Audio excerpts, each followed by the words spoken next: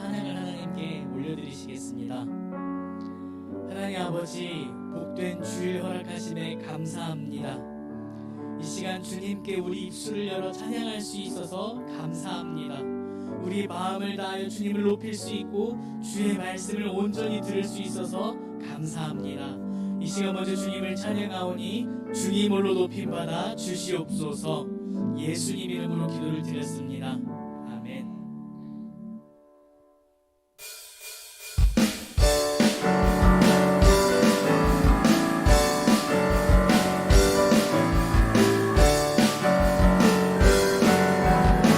주의 자비가 내려와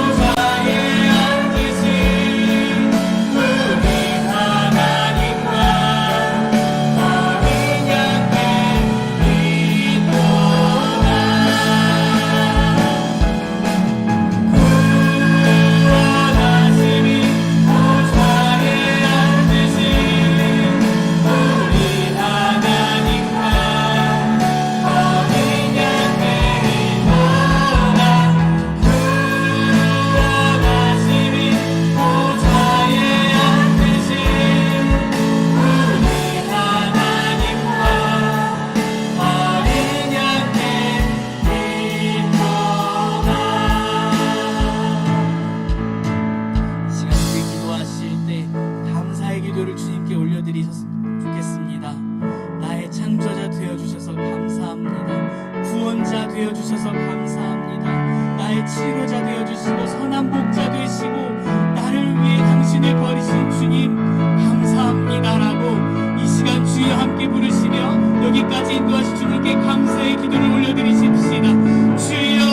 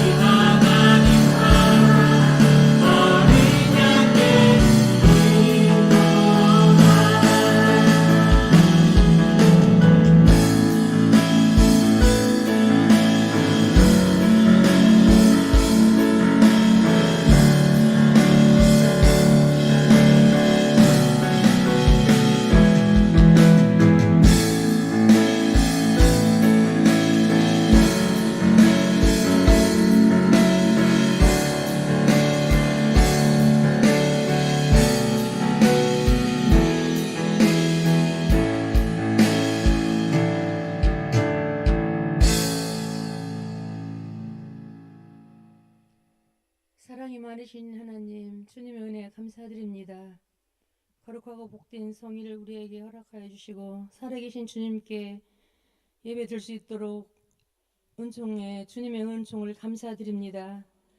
언제나 우리를 사랑하시고 보호하여 주셨건만 우리는 하나님 뜻대로 살지 못했음을 고백합니다.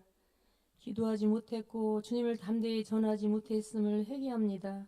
저희들을 긍휼히 여기사 믿음으로 승리할 수 있는 힘과 용기를 허락하여 주옵소서. 순간순간마다 보호하시고 사랑하심을 깨닫고 날마다 주님과 동행하는 삶을 살아갈 수 있도록 하옵소서. 이 나라와 이 민족을 지켜주시어 정치적으로 안정되게 하시고 이정자들에게 함께 하셔서 하나님을 두려워하며 백성들을 사랑하는 마음을 갖게 하여 주옵소서. 선교하는 미얀마를 기억하시고 세우신 교회마다 부흥되게 하시고 안전하게 지켜주셔서 건축하는 교회가 잘 마무리될 수 있도록 하옵소서. 교회를 위해 기도합니다. 날마다 성령 충만하여 생명 살리는 교회 되게 하시며 제자되고 제자 삼는 우리 교회 되게 하옵소서. 날마다 하나님을 기쁘시게 하는 성도들 다 되게 하시며 하나님의 뜻을 이루어 나가는 삶을 살아가게 하옵소서. 우리 목사님 영과욕을 강건하게 하옵시며 날마다 세임과 능력을 더하여 주옵소서. 우리 사모님 강건하게 하여 주시고 사랑과 지혜를 충만하게 더하여 주시기를 기도합니다. 우리 교회가 복된 예수 그리스도의 이름을 온 세상에 전하는 전도의 사명을 감당하게 하시어 주님의 마음을 흡족하게 하는 저희들의 삶이 되게 하옵소서. 이 시간 목사님 말씀 선포하실 때 부활의 메시지가 우리의 마음을 활짝 여시고 세상에 승리할 수 있는 용기와 부활의 능력을 허락하여 주시옵소서. 이 모든 말씀 부활의 첫 열매가 되시는 예수 그리스도 이름으로 감사하며 기도하옵나이다.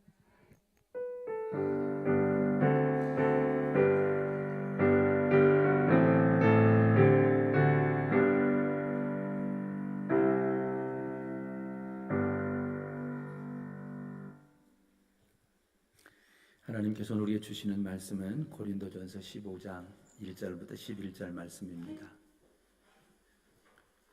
형제들아, 내가 너희에게 전한 복음을 너희에게 알게 하노니 이는 너희가 받은 것이요 또 그 가운데 선 것이라.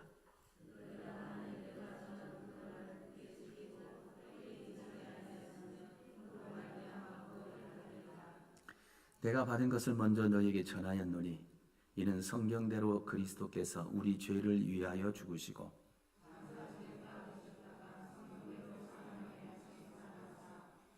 게바에게 보이시고 후에 12 제자에게와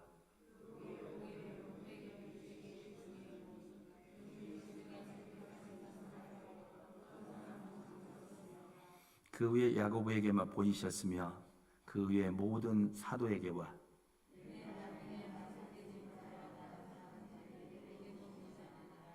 나는 사도 중에 가장 작은 자라. 나는 하나님의 교회를 박해하였으므로 사도라 칭함받기를 감당하지 못할 자니라.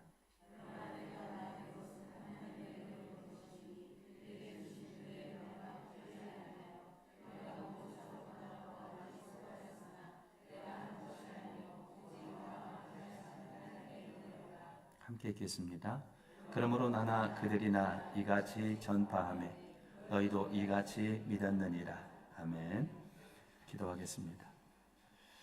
선생하신 아버지 하나님, 오늘도 사랑하셔서 아버지 앞에 나와 귀한 말씀을 들을 수 있는 은총을 허락하신 것을 감사합니다. 시간 주의 말씀이 들려지게 하시고 깨달아지게 하시고 이 말씀대로 살아갈 수 있는 새 힘과 능력을 더하여 주시옵소서. 이 시간 부활신앙으로 무장되어지는 시간 되게 하여 주시옵소서. 예수님의 이름으로 간절히 기도합니다. 아멘. 지난주 들은 말씀 생각하면서 영상 하나 보고 지나가겠습니다.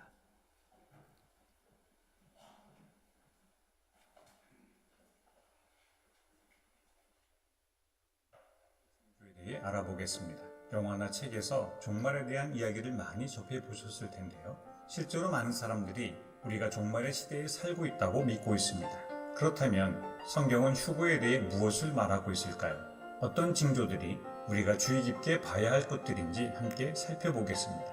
오늘 소개할 8가지 징조를 통해 여러분의 궁금증을 풀어드리겠습니다. 끝까지 함께 해주세요. 첫 번째 징조는 바로 거짓 그리스도들의 출현입니다. 마태복음 24장 5절에서 예수님은 많은 사람들이 내 이름으로 와서 내가 그리스도다 하고 주장하면서 많은 사람들을 현혹할 것이다 하고 경고하셨습니다.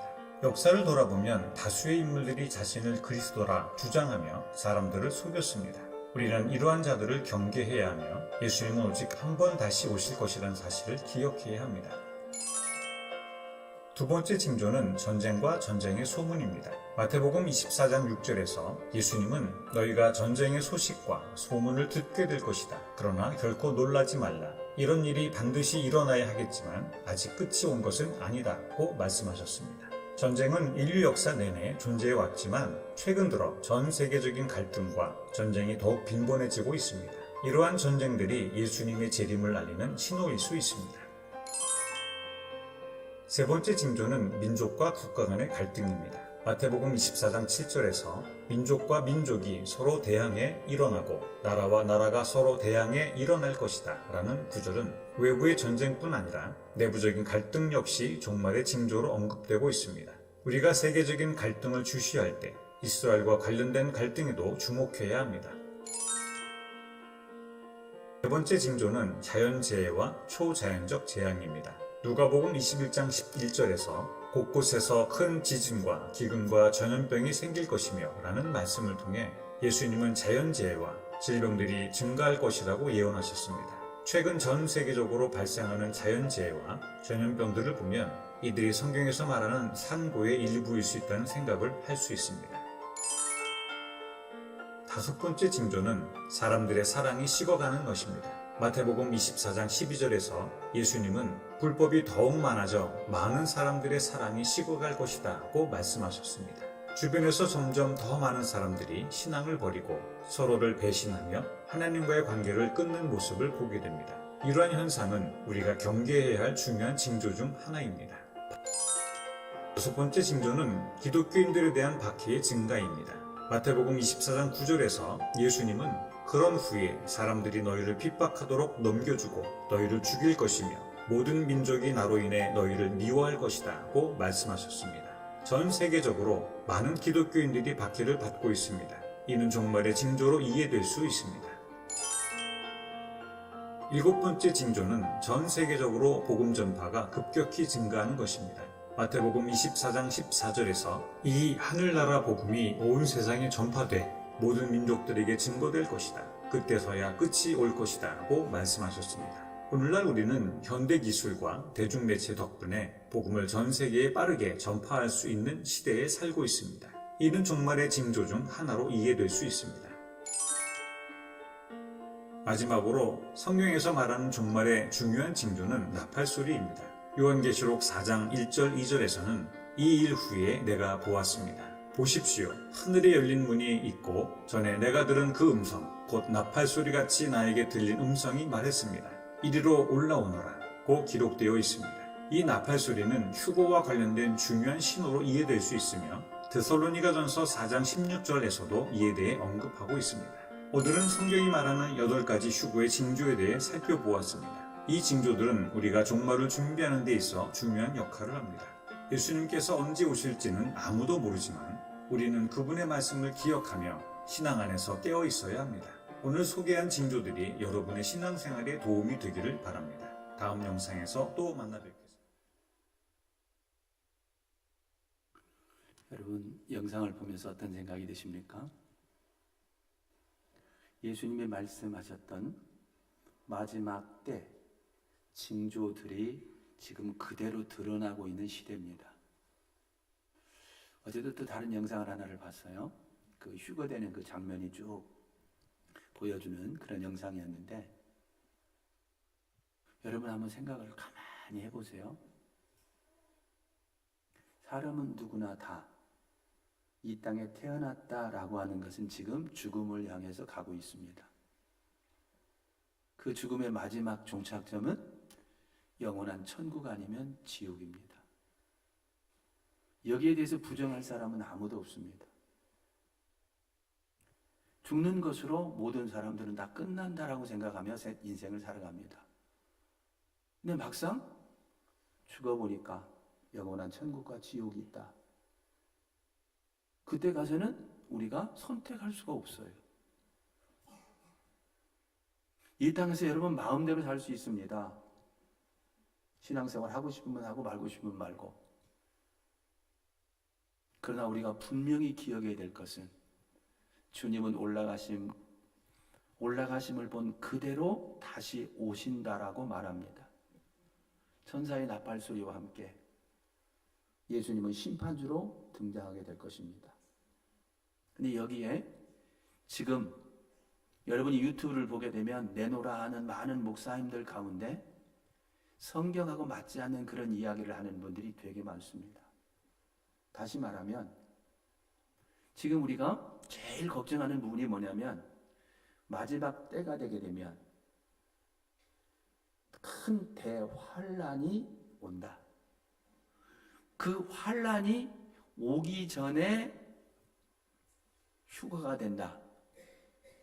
우리는 그러기 때문에 걱정할 필요가 없다. 이렇게 주장하는 사람들이 있습니다. 그런가 하면 아니야. 환란 중간에 예수님이 오실 거야. 그때 휴거가 돼. 그런가 하면 무슨 소리야? 성경 잘 봐봐. 끝까지 견디는 자가 구원받는다고 그랬어. 그렇다고 한다면 환란이 없이 우리가 먼저 휴거된다? 그러면 그 이런 얘기 할 필요가 뭐가 있습니까? 환란이 오기 전에 우리 다 휴거돼 버리게 되어지면 견뎌야 될 이유가 뭐가 있고 환란이 우리에게 올 이유가 뭐가 있습니까? 근데 우리가 제일 듣고 싶은 이야기가 뭐냐면 고생 안 하고 우리 모든 믿는 사람들은 고생 없이 대환란이 일어나기 전에 휴거가 다 돼버린다. 그러니까 우리는 고민할 필요도 없고 걱정할 필요도 없다. 이 말이 제일 듣기 좋은 거예요. 죄송하지만. 근데 여러분 우리가 꼭 기억을 해야 됩니다. 성경이 뭐라고 말하고 있는지를 정확히 볼 수 있어야 된다라고 하는 거예요. 다시 말하면 성경 어떤 한 구절 가지고 모든 걸 판단하는 그런 실수를 해서는 안 된다는 이야기입니다. 성경이 전체가 말하고 있는 그게 무엇인가를 우리가 정확히 듣는 게 중요하다라고 하는 거예요. 물론 사람들마다 성경 말씀을 해석하면서 자기 나름대로 견해를 이렇게 펼 수 있습니다. 이때 오신다, 이때 오신다, 환란 전에 오신다, 중간에 오신다, 환란 후에 오신다. 그러나 우리가 분명히 봐야 될 것은 성경이 말하고 있는 그대로 성경이 뭐라고 말하고 있는지를 정확히 보셔야 된다는 이야기입니다. 초대교회 문제들 가운데 하나가 그거예요. 자, 예수님이 진짜 부활했냐? 부활했다면 예수 믿고 먼저 죽은 사람들은 어떻게 될 거냐? 지금 믿고 있는 우리는 어떻게 될 거냐? 그럼 앞으로는 어떻게 될 거냐? 이런 부분들에 대해서 궁금증이 많았을 겁니다. 우리도 당연히 그런 궁금증이 있을 거고요. 여러분이 부활이라고 하는 게 얼마나 우리에게 중요한지 이걸 우리가 알아야 돼요. 모든 것은 아는 데서부터 출발이 되어집니다. 의미를 정확하게 모르게 되면 쓸데없는 걱정을 하게 되어지고 쓸데없는 우리는 정력을 낭비하게 되어져요. 정확히 알고 대비하는 게 대단히 중요합니다. 그렇기 때문에 지금은 말 그대로 유튜브 시대예요. 그렇기 때문에 유튜브에 나와서 이 말 저 말 하는 분들 이야기를 여러 번 듣게 되어지면 나도 모르게 내가 좀 존경하고 이분은 정말 나도 잘 아는 분이야. 존경할 만한 분이야. 이분이 말했다면 맞겠지 뭐.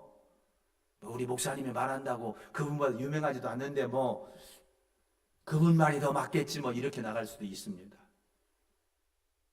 그러나 꼭 기억하십시오. 성경이 말하고 있는지 어떻게 말하고 있는지 여러분이 정확하게 아는 데서 여러분이 출발을 해야 돼요.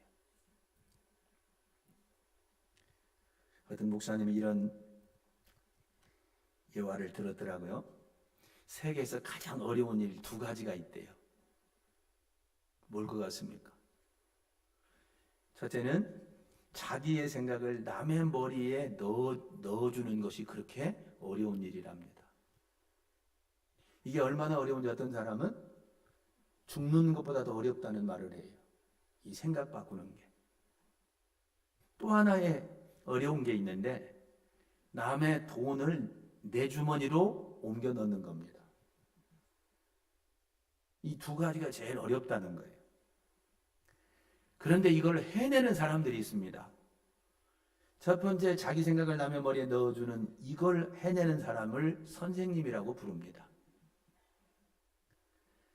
두 번째 일을 해내는 남의 돈을 자기 주머니에 넣을 줄 아는 이 일을 해내는 사람이 누구냐면 사장님이라고 그럽니다. 그럼 자기 생각을 남의 머리에 넣는 일과 남의 돈을 자기 주머니에 넣는 이 두 가지를 다 해내는 사람이 또 있대요. 누굴 것 같습니까? 그 이름을 마누라라고 그런다고 그럽니다. 더 재미있는 얘기가 있어요. 선생님과 싸우는 것은 배우기 싫다는 겁니다. 사장님과 싸우는 건 돈 벌기 싫다는 얘기입니다. 그런데 마누라와 싸우는 것은 살기 싫은 것이라고 얘기한답니다. 두 가지를 다 해내는 사람하고 싸우게 되면 안 살겠다는 얘기죠. 웃자는 얘기예요. 그런데 의미가 있잖아요.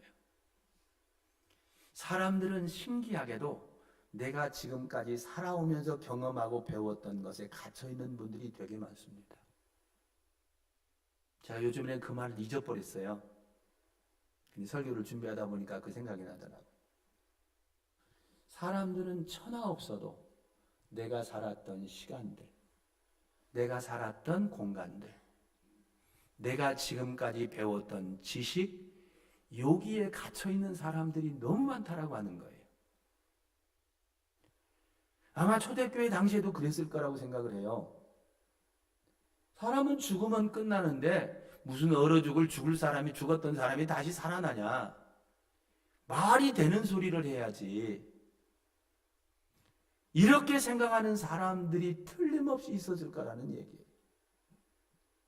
그 대표적인 인물 가운데 하나가 바로 도마라는 사람입니다. 예수님 살아나셨어. 그래서 우리 가운데 오셨었어. 근데 어떻게 온 줄 아냐? 문은 꽉 닫혔는데 예수님이 갑자기 나타나더라? 뭔 소리요? 예수님이 진짜 살아나셨다니까? 우리가 똑똑히 보았다니까? 그러니까 뭐라 그럽니까? 나는 못자국에 손 넣어봐야 돼. 창자국에도 내가 손을 넣어보기 전에는 난 믿을 수 없어. 이게 우리 신앙생활하면서 지금 우리도 그렇게 살아왔습니다. 뭔가 보여야 되고 뭔가 느껴져야 되고, 여기에 우리는 굉장히 길들여져 살고 있었어요. 거기에 매여 있는 사람들, 이런 사람들은 성경 말씀을 받아들이기가 대단히 어렵더라, 그 말입니다. 오늘 말씀에 그렇게 표현을 했어요. 형제들아, 내가 너희에게 전한 복음을 너희에게 알게 하노니 이는 너희가 이미 받은 것이요 또 그 가운데 선 것이라.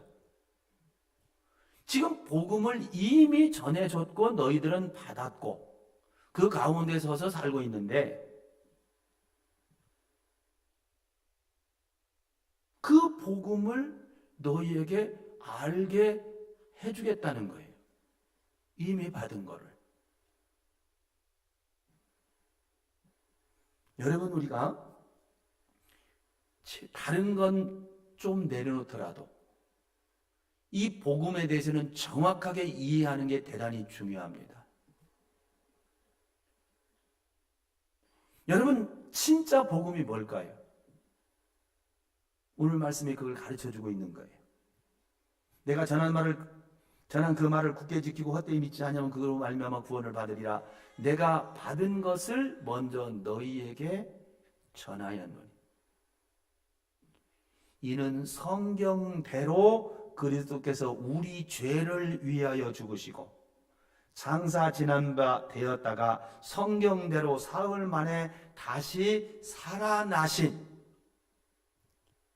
복음은 한마디로 말하면 예수입니다. 그 예수님이 왜 복음이 되느냐? 그분이 바로 우리 죄를 위하여 죽으셨다는 거예요. 그리고 우리를 의롭다 하시기 위해서 성경대로 다시 살아났다라고 하는 겁니다. 이게 우리의 복음이에요. 여러분 생각해 보세요. 누가 우리를 살리겠다고 죄인된 우리를 위해서 죽어줄 자가 세상에 누가 있습니까?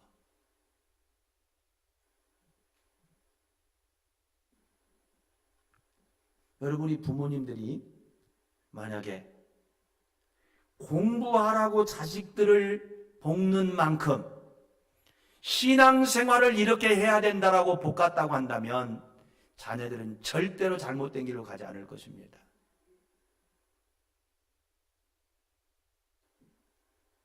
신앙생활 하면서도 이 가치를 모르고 있는 거예요.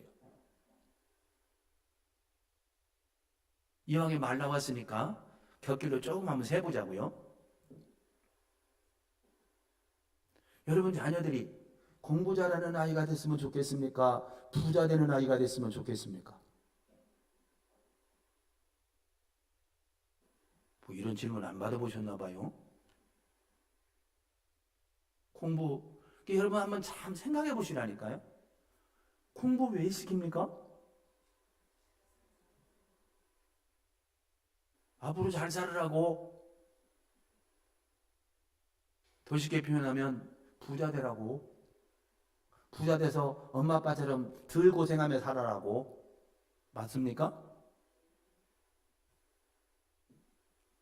이 땅에서 잘 살으라고 공부하라고 그러면서 영원히 사는 길을 자녀들에게 강조하지 않는다고 한다면 그게 부모님이 해야 될 모습이냐 이거예요. 기껏 해봐야 100년 이쪽저쪽 사는 인생을 잘 살으라고 그렇게 공부하라고 복가치면서 우리에게 영원히 잘 살 수 있는 길이 보장되어 있는데 그 길에 대해서는 강조하지 않는다면 생각해 볼 일이다 그 말이에요. 영원히 잘 사는 게 중요합니까? 100년 이쪽저쪽 잘 사는 게 중요합니까? 뭘 물어봐요? 뻔한 얘기인데. 근데 문제는 뻔한 이야기가 뻔한 이야기로 작동되지 않는다는 데 문제가 있는 거예요. 자녀들은 부모님들이 강조하는 그대로 따라갑니다. 알게 모르게 그대로 배우는 거예요. 그대로 닮아갑니다. 여러분 신앙생활이 뭡니까? 예수 닮아가는 생활이에요.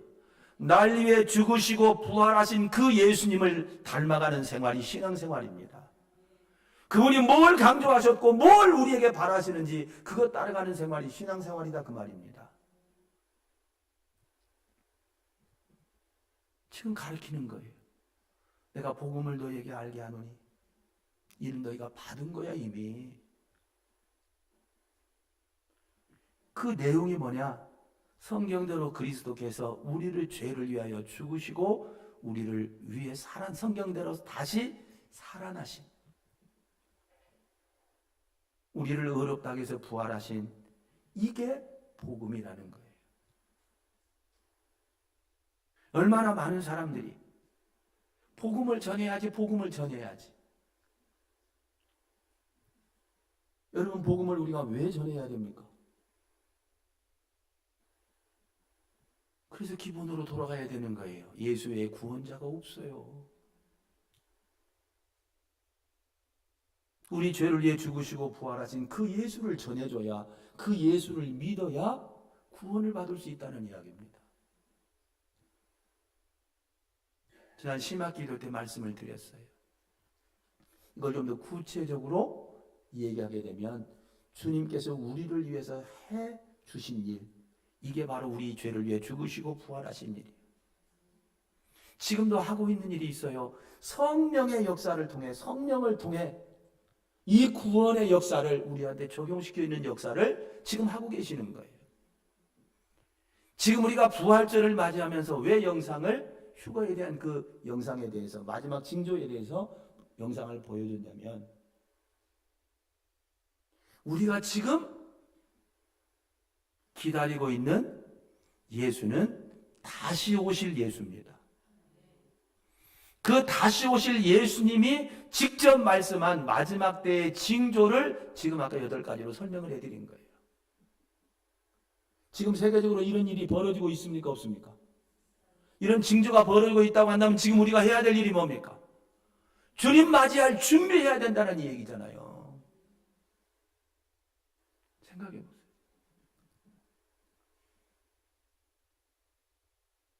휴게 장면들을 보게 되면 한 자리에 같이 있는데 갑자기 사람이 없어져 버려요. 지금 예수를 제대로 믿는 사람들은 들림을 받는다는 이야기입니다. 아기를 안고 있었는데 아기가 사라져 버렸어. 여러분, 예수를 제대로 믿는 사람과 안 믿는 사람의 차이가 확 드러나는데, 믿는 사람은 들림을 받고 안 믿는 사람은 이 땅에 남는 거예요. 죽음은 끝이지 알게 뭐요. 여러분, 만약에 예수님이 부활하지 않았다고 한다면 여러분, 천국에 대한 보장이 어디에 있습니까?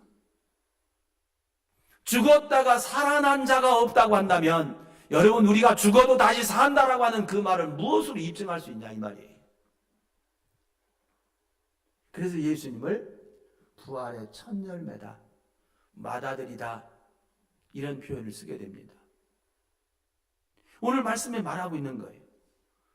부활은 역사적인 사실입니다. 여러분, 우리가 믿음에 대해서 세가지고 공부하시는 분들은 다 기억을 하셔야 되는데, 제가 말할 때마다 참 신기한 건 저게 뭔 소리야 하시는 분들이 너무 많아서.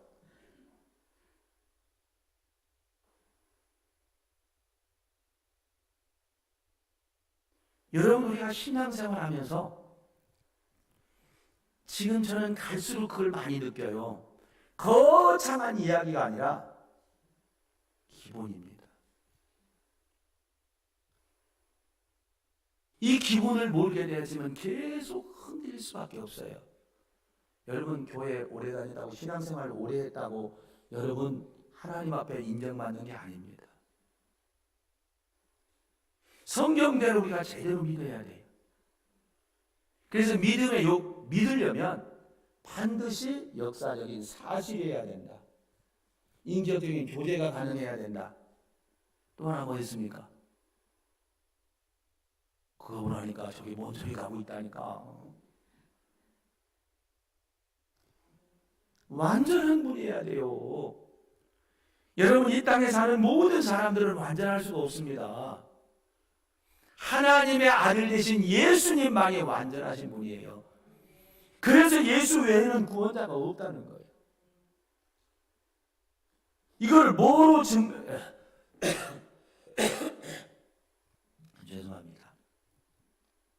뭘로 증명됐냐? 예수님이 부활하심으로. 그래서 사도행전 17장 31절에 보면 그를 죽은 자 가운데서 다시 살리신 것으로 모든 사람에게 믿을 만한 증거를 주셨음이니라 그랬어요. 예수님이 부활하지 않았다면 우리와 똑같은 인간일 뿐이기 때문에 우리 죄를 대속할 자격이 절대로 안 됩니다. 그래서 예수님은 다시 살아난 거예요. 죄 없는 자만이 우리를 대속할 수가 있는데 예수님이 다시 살아남으로 인해서 예수님에게는 죄가 없다는 게 입증이 된 겁니다. 죄의 삭은 사망이에요. 죄가 없으면 죽음에 머무를 수가 없습니다. 예수님은 다시 살아나심으로 인해서 내가 바로 하나님의 아들 하나님이야, 이거를 입증해 주신 거예요. 그렇기 때문에 이 부활은 우리가 신앙생활하는데 가장 중요한 역할을 하는 하나의 요인이라는 이야기입니다. 부활하셨기 때문에 우리가 믿을 수 있는 거예요. 부활하셨기 때문에 죄가 없는 분이라는 거 입증이 돼서 우리가 믿을 수 있는 거예요. 이게 얼마나 중요한 일입니까? 그래서 제자들도 성경 말씀을 믿을 수 있는 증거라고 성경은 말합니다. 요한복음 2장 22절에 보면 죽은 자 가운데 살아나신 후에야 제자들이 이 말씀하신 것을 기억하고 성경과 예수께서 하신 말씀을 믿었더라, 이렇게 되어 있어요. 부활을 경험한 다음에 죽은 자 가운데 예수님이 살아나신 그 모습을 확인한 후에야 제자들이 바로 예수님의 말씀을 기억하고 성경과 예수님께서 하신 모든 말씀을 믿게 됐다라고 하는 이야기를 하고 있는 겁니다. 그래서 오늘 말씀에 뭐라고 되어 있어요? 성경대로 그리스도께서 우리 죄를 위해 죽으시고 장사 지낸 바 되었다가 진짜 죽었다니까. 이거를 지금 그렇게 표현하는 거예요. 성경대로 사흘 만에 다시 살아나셨다. 이 부활하신 예수가 여러분의 주님이 되기를 축복합니다. 그래서 이게 부활을 믿을 수 있는 것은 역사적인 사실일 뿐만 아니라 성경대로 되어진 사실이라고 하는 거예요. 우리는 사실이 아닌 걸 믿어서는 안 됩니다. 반드시 사실인 걸 확인하셔야 돼요. 요즘에 가짜뉴스가 얼마나 많아요. 다시 한번 말씀드릴게요. 유튜브 너무 좋아하지 마세요. 여러분, 우리가 분별력이 없게 되어지면 거짓된 것에 속을 수 있습니다. 무슨 말이냐면 많은 사람들이 유튜브를 통해서 정보를 들으니까 여기에다가 마귀란 놈이 잘못된 정보를 뿌릴 수밖에 없어요. 이것에서 영향을 받는데 여기다 뿌려놔야 제일 영향을 많이 받을 수 있는 것이죠. 그래서 여러분, 성경하고 맞지 않는 이야기들을 내놓으라 하는 목사님들도 얼마든지 자기 견해를 하나님이 말씀하신 것처럼 퍼뜨릴 수 있다는 사실입니다. 꼭 기억하세요. 사람들이 하는 말은 참고사항입니다. 절대로 무조건 믿고 따를 수 있는 내용이 아니라는 이야기입니다. 그래서 오늘 말씀도 성경대로 우리 죄를 위해 죽으시고 성경대로 3일 만에 살아나셨다고. 성경을 여러분의 신앙의 기준으로 삼는 여러분 되기를 축복합니다. 아무리 유명한 사람이 말한다 할지라도 참고만 하세요. 이렇게 훌륭한 분이니까 그래도 우리에게 유익된 말씀을 해주시겠지, 그 정도로 참고만 하시라고요. 그리고 여러분이 성경을 보시면서 성경에 맞으면 따라가시고, 아무리 유명한 분이라 할지라도 성경에 맞지 않으면 거절하는 여러분 되기를 축복합니다. 이게 분명한 사실인 게 그 다음에 말해요. 베드로 게바에게 보이시고 12 제자에게 보이시고, 니들이 한번 확인해 보려면 지금도 확인할 수 있다. 고린도 교인들에게 지금 말하는 거예요. 그 중에 지금 대다수가 살아있다. 어떤 사람은 이미 잠들었고 죽었고 지금 대다수가 살아있다. 그 외에 야고보한테도 보이시고 모든 사도에게 다시 나타나 보이시고 맨 나중에 만삭되지 못하여 난 자 같은 내게도 보이셨다. 이 말이 무슨 말이냐? 그러기 때문에 부활은 사실이라는 겁니다. 이렇게 분명한 사실이기 때문에 믿으라는 이야기입니다. 우린 사실 아닌 걸 믿으면 나중에 발등 찍어요. 후회하게 된다는 이야기입니다. 얼마나 많은 사람들이 이 부활의 복음을 제대로 몰라서, 예수님의 부활이 없었다고 한다면 모든 게 다 가짜라니까요. 여러분 생각해 보세요. 부활이 없다. 여기 서 있는 우리 열방 비전 교회의 최고 사기꾼은 제가 되는 겁니다. 왜? 부활했다고 지금 계속 말하고 있잖아요. 여러분은 그냥 앉아서 듣고만 있지만, 이게 사실이 아니라면 우리 기독교인들은 다 사기꾼들이에요. 왜요? 성경대로 십자가에 내 죄를 위해 죽으시고 부활하신 예수를 증거하는 사람들이기 때문에. 그래서 부활이 없다면 기독교는 가짜일 수밖에 없습니다. 복음을 전하는 우리들은 전부 다 거짓말쟁이나 사기꾼이 될 수밖에 없어요. 예수님이 부활하지 않았다면 우리와 똑같은 인간이기 때문에 죄인입니다. 그래서 골백번 죽었다 해도, 십자가에 골백번 죽었다 해도 우리의 죄를 대속할 수가 없어요. 우리와 똑같은 죄인이기 때문에 그렇습니다. 부활이 만약에 없다면 육체의 죽음으로 모든 것은 끝이 나고 맙니다. 이렇게 따지면 부활이 없다면 우리 기독교인들보다 더 불쌍한 사람이 없는 거예요.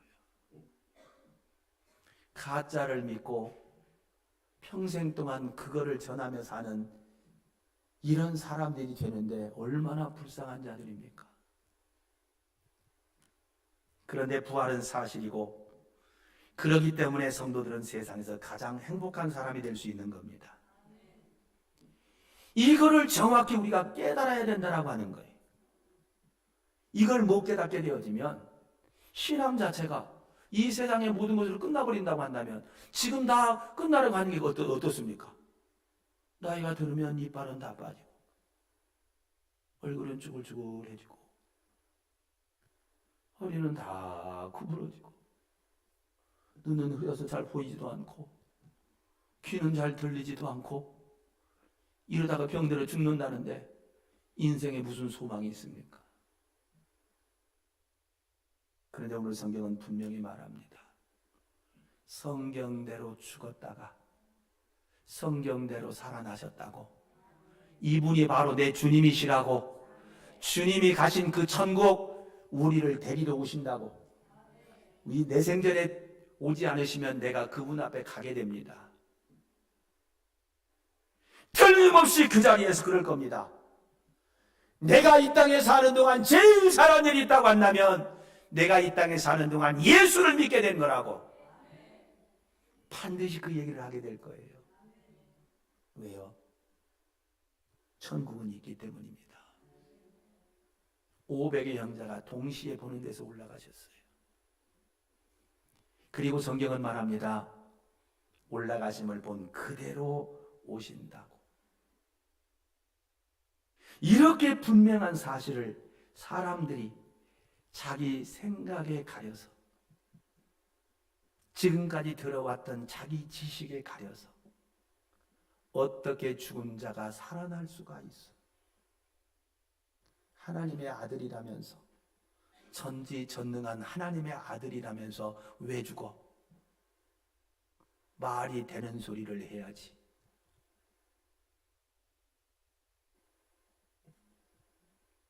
이걸 우린 뛰어넘는 여러분 되기를 축복합니다. 하나님의 말씀을 믿을 수 있는 게, 하나님은 거짓말할 수 있는 분이 아니에요. 그분이 말씀한 건 그대로 실현되어집니다. 그렇기 때문에 우리가 끝까지 믿고 따라갈 수 있는 거예요. 거짓말 절대로 할 수 없는 그분이 우리에게 주신 말씀이 성경입니다.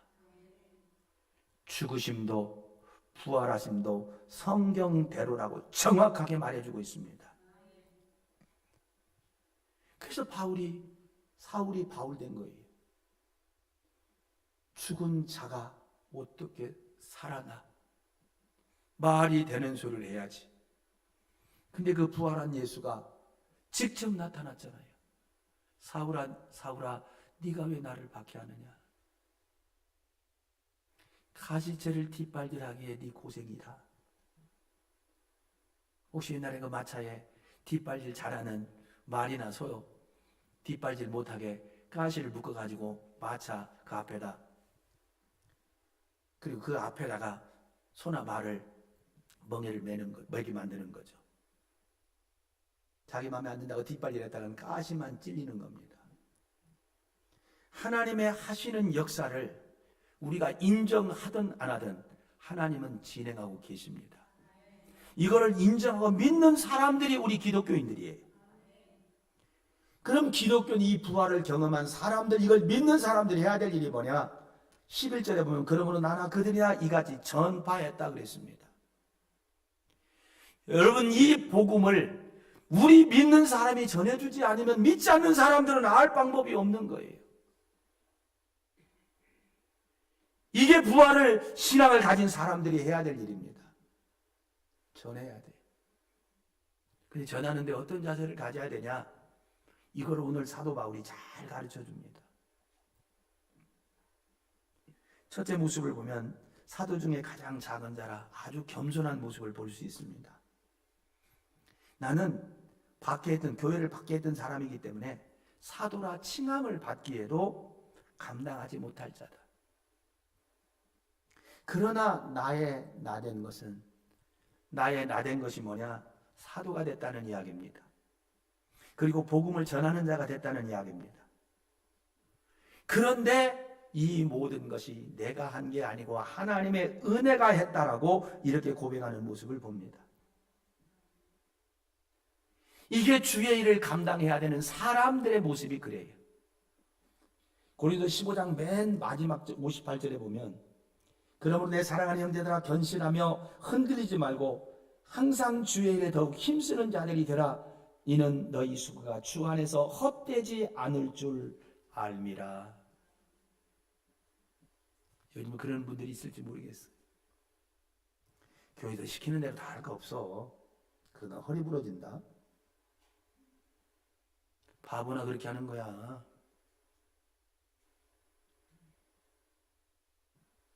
여러분, 이 땅에 여러분 살아오시면서 때로는 여러분이 실망하고 낙심되는 일을 할 경우 있었을 겁니다. 열심히 일했는데 대가가 없어. 헛수고한 경우들이 있을 겁니다. 그러나 이 땅에서 우리가 영원히 절대로 헛수고하지 않고 보상을 받아낼 수 있는 유일한 방법이 주의 일하는 거예요. 주님이 우리에게 맡기신 이 일을 하게 될 때 그만한 상급이 주어진다는 이야기입니다. 그래서 주의 일은 우리가 아무리 많이 해도 지금 당장의 눈에 보이지 않는다고 해서 헛수고가 아니라는 이야기입니다. 근데 그 일을, 주의 일을 감당하게 될 때 우리의 태도나 자세는 어떻게 해야 되냐? 이게 모든 것이 구원받은 것도 은혜요, 주의 일을 하게 된 것도 은혜라고 하는 사실을 정확하게 지금 가르쳐주고 있는 거예요. 이런 태도로 일한다면 실망할 일이 없습니다. 죽어도 우리는 다시 삽니다. 우리 수고는 절대로 헛되지 않습니다. 지금 주님이 우리를 통해서 원하는 건 딱 하나예요.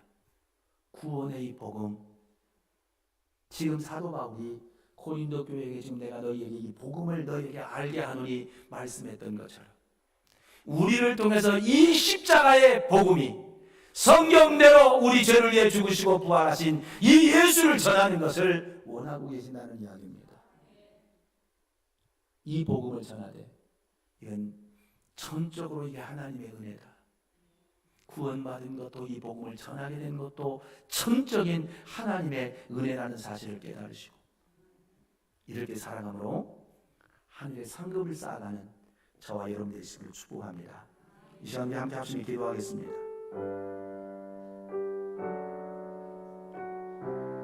하나님,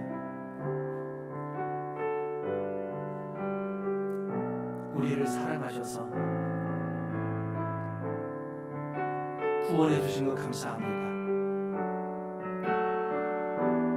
주님이 부활하지 않았다면 우리의 믿음은 다 것이고 주님이 부활하지 않았다면 믿을 수도 없는데 하나님 이제 이 사실을 오늘 또 가르쳐 주셨사오니 하나님 부활신앙으로 무장해서 사도 바울처럼 은혜로 생각하고 은혜를 힘입어 예수 그리스도를 증거하는 자가 되게 달라고 이 시간 우리 함께 합심히 기도하겠습니다. 전능하신 아버지 하나님, 우리를 긍휼히 여겨주시기를 원합니다. 전능하신 아버지 하나님, 우리 죄를 위해 죽으신 예수, 우리를 위해 부활하신 성경대로 죽으시고 부활하신 예수님을 우리로 하여금 주로 그리스도로 믿게 하셔서 구원해 주신 것을 감사합니다. 이건 분명한 역사적인 사실이오니 우리로 하여금 이 부활신앙으로 무장해서 예수를 알지 못해 멸망을 가는 승명들에게 담대하게 이 복음을 전하는 우리 모두가 되도록 인도하여 주시옵소서. 예수님의 이름으로 간절히 기도합니다. 아멘. 전능하신 아버지 하나님, 우리를 사랑하셔서 예수님을 주님으로 구주로 믿게 하시고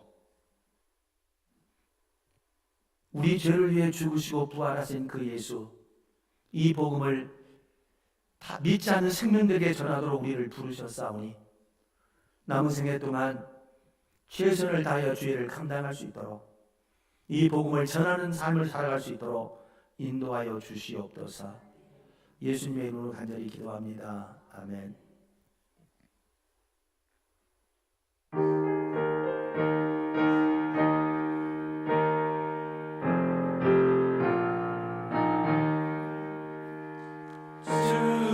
주님께 영광 다시 사신 주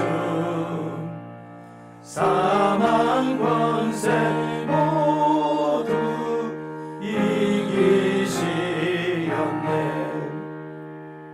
희노 이은 천상 돌을 옮겼고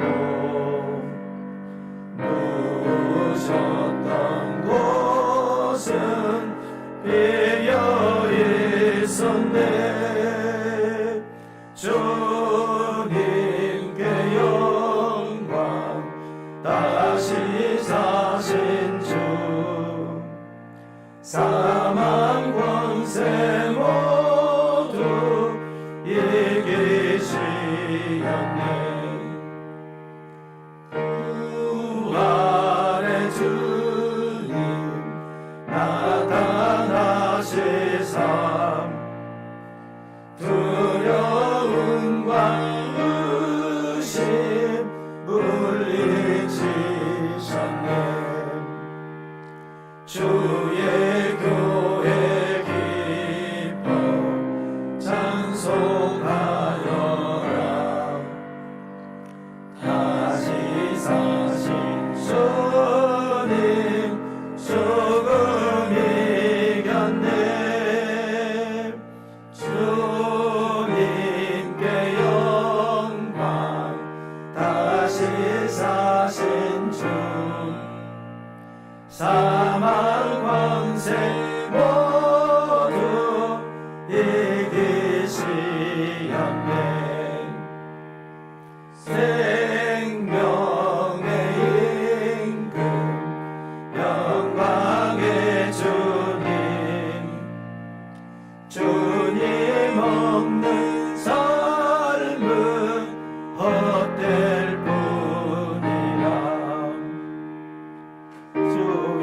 사랑으로 세상 이기고 요단 건너 온양 가게 하소서. 주님께 영광 다시 사신 주 사망 권세 모두 이기시었네. 헌금이란 내 안에 있는 믿음을 밖으로 표현하는 헌신입니다. 그러므로 헌금은 우리 믿음의 증거이며 열매입니다. 우리 정성을 다해서 하나님께 봉헌하겠습니다.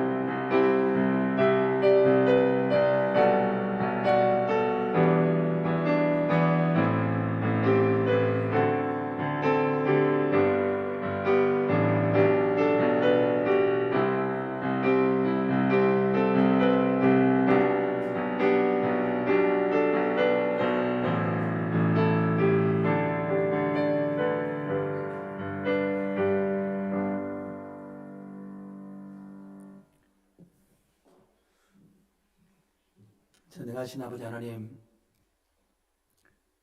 아버지께서 베푸신 은혜에 감사하며 귀한 예물들을 드렸습니다. 믿음으로 감사함으로 드려진 이 복된 예물을 하나님 받으시고 약속하신 대로 쌓을 곳이 없도록 복을 내려주시고 더 큰 감사의 조건들이 넘쳐나게 하시며 삶의 현장에 진히 동행하심으로 승리케 하시고 우리 성도들이 손길이 닿는 모든 일마다 형통하도록 도우셔서 물질 때문에 걱정하지 않도록 풍성함으로 채워 주시옵소서. 이 드려진 모든 예물이 하늘 곳간에 쌓아지는 예물 되게 해 주시옵소서. 예수님의 이름으로 간절히 축복하며 기도하옵나이다. 아멘. 자, 예배에 참여하시는 성도들 진심으로 환영하며 축복합니다. 예배에 최선을 다하시기를 부탁을 드리고요. 자, 목요일 제자반 교육이 있습니다. 중보기도, 금요기도에 있고요. 성부 프로젝트 우리 OK 사역에도 동참해 주시기를 부탁을 드립니다. 자, 미얀마 소식입니다. 지금 우리가 계속 우리 북다른 교회 사고 없이 잘 마치게 해달라고 기도해 왔는데 지금 바야흐로 북다른 8교회가 다음 주 28일입니다. 28일 오전 11시에 헌당식이 있습니다. 우리 교회는 이제 줌으로 참여를 하게 됩니다. 감사드리고요. 자, 화수금 전 8시 기도회 있고요. 자, 토요일 돌파 기도회 있고요. 오늘 점심 식사는 우리 김은태 선교사님, 전함의 선교사님이 섬기셨습니다. 감사드리고요. 자, 오늘 식당 설거지 봉사 담당은 청년들입니다. 자, 금주의 생일 맞으신 우리 집사님 생일 진심으로 축하를 드립니다. 자, 우리 축하할 일이 또 있는데요.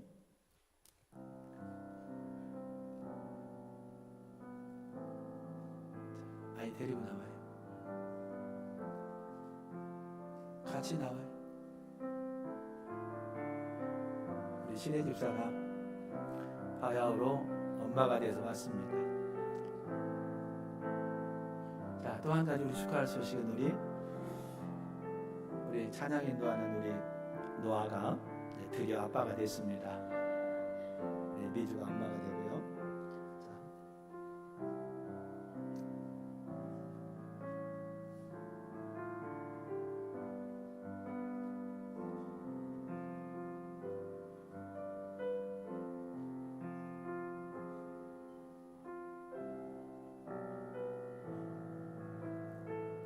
사실 여기 첫들밖에 패도 만들어줘야 되는데 날짜를 정확히 몰라가지고 못했는데 기도하겠습니다.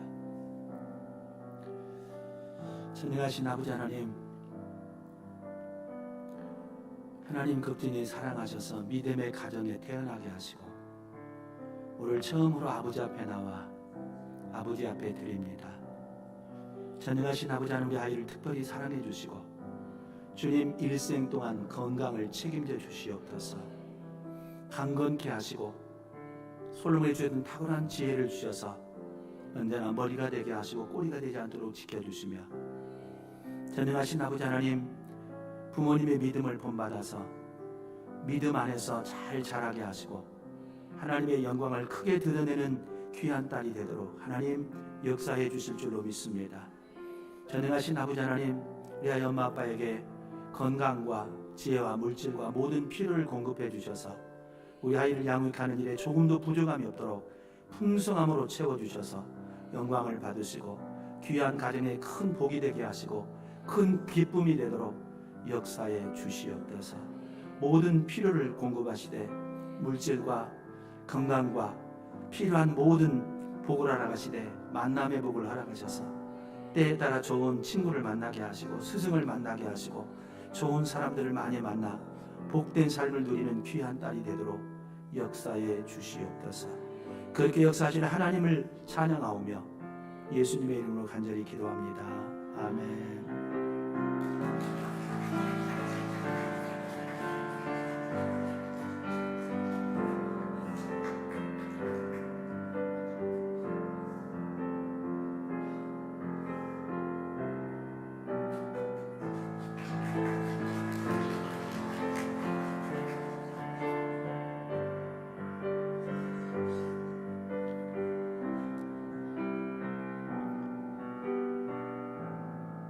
소원대로 되어지는 게 다른 뜻이 아니에요.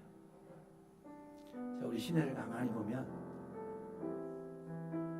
나는 결혼해서 빨리 아이를 가질 거야. 그 지금 벌써 기도한 대로 말한 대로 그대로 돼가지고 온 거예요. 자, 또 기적은 다른 게 아닙니다. 우리 노아가 아빠가 됐다는 거예요. 일어나 봐. 누군지 잘 모르는 것 같아.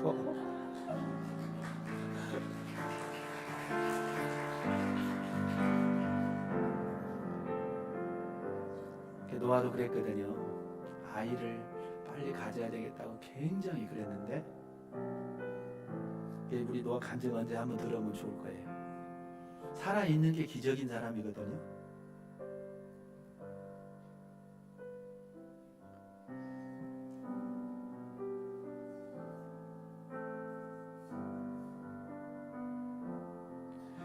플로잉이 들어서 유치부 아동부 이 아이들의 마음에 주님의 사랑이 가득 각인되길 기도합니다 하면서 플로잉해 주셨습니다.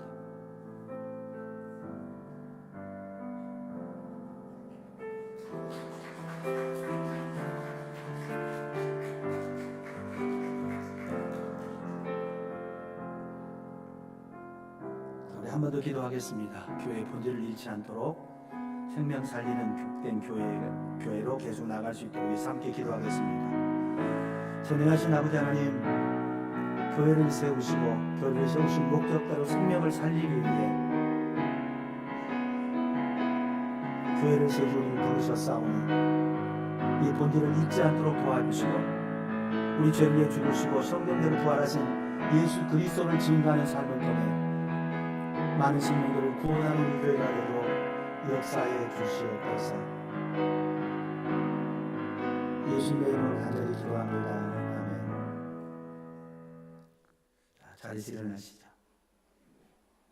하나님께서 말씀하시고 내가 그렇게 말했다면, 내가 그렇게 선포했다면 하나님께서 행하실 것이다. 자, 믿음 가지고 선포합니다. 시작. 나는 주님의 은혜로 모든 일에 날마다 점점 더 좋아지고 있다. 나는 오늘부터 다른 사람을 비난, 원망하거나 비판, 판단, 정죄하지 않겠습니다. 잘 됩니다. 더 잘 됩니다. 갈수록 더 잘 됩니다. 예수님의 이름으로 모든 문제는 해결될지어다. 예수님의 이름으로 모든 질병은 치유될지어다. 예수님의 이름으로 모든 것은 회복될지어다. 아멘. 한 주 만에 만나셔서 인사를 나누시죠.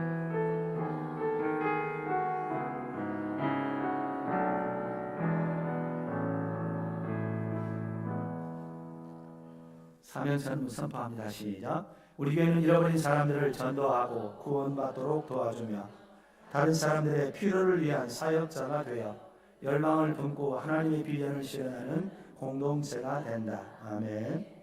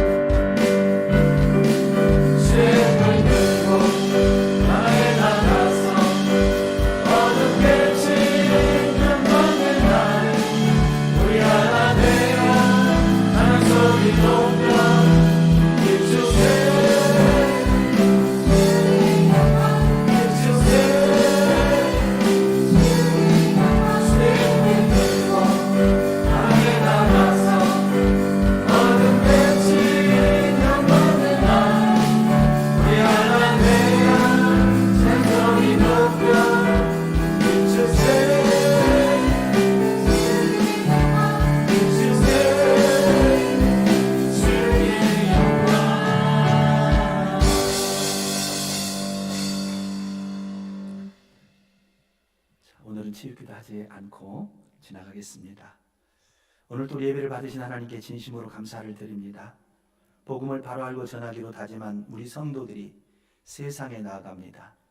저들이 어느 곳에 있든지 함께 하시며 주님이신 능력으로 승리케 하여 주시옵소서. 이제는 우리 주 예수 그리스도의 무한하신 은혜와 하나님 아버지의 극진하신 사랑하심과 성령님의 충만하심과 교통하시는 역사하심이 복음을 바로 알고 전하기로 다짐한 우리 성도들 머리머리 위에와 성도들의 가정과 생업과 자녀들 위에 그리고 이 나라의 민족 위에 지금부터 영원까지 함께 하시기를 간절히 축원하옵나이다. 아멘.